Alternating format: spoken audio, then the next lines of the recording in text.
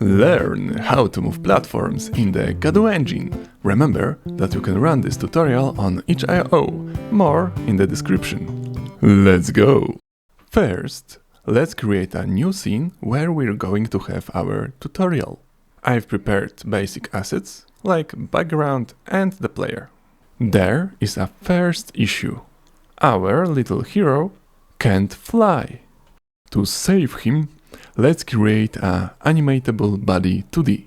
Like the description suggests, it's perfect for moving platforms. It's because when it's moved, it can interact with other physics bodies. Later, we're going to play with these settings. Let's call it platform and save it in the tutorial folder. Let's add sprite and collision shape.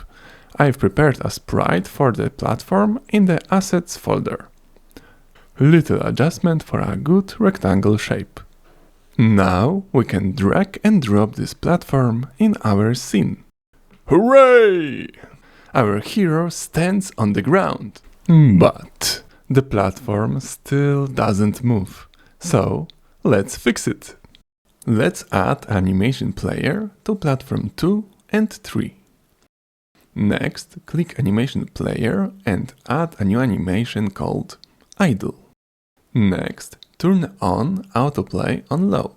Now we need to add keys to our animation. To do that, select the platform and go to Transform section. After position the platform, click the key icon and proceed with Create. Godot created a new track for the position where we save the platform position. Now click on the middle of the timeline and move the platform to another position. Save that position with the key icon. Now click the loop animation button to loop animation. And ta-da-ta-ta, we have working animation. If it's too fast, you can increase animation time.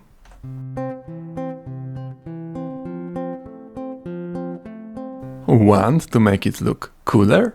Try to add easing. Let's add easy in for both of the keys of animation. Let's repeat the same process for the second platform, just to double the fun.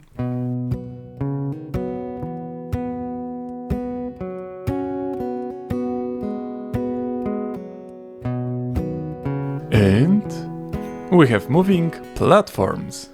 As you can see, the platforms are working and the player can move on them.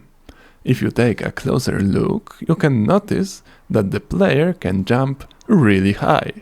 The secret ingredient is add velocity in onLeaf parameter inside CharacterBody2D. You can try a few options. I prepared here a checkbox which can toggle between add velocity and do nothing modes.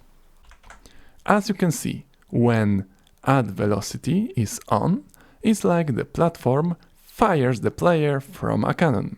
When it's off, the jump is clean and consistent. It's up to you which one you will choose.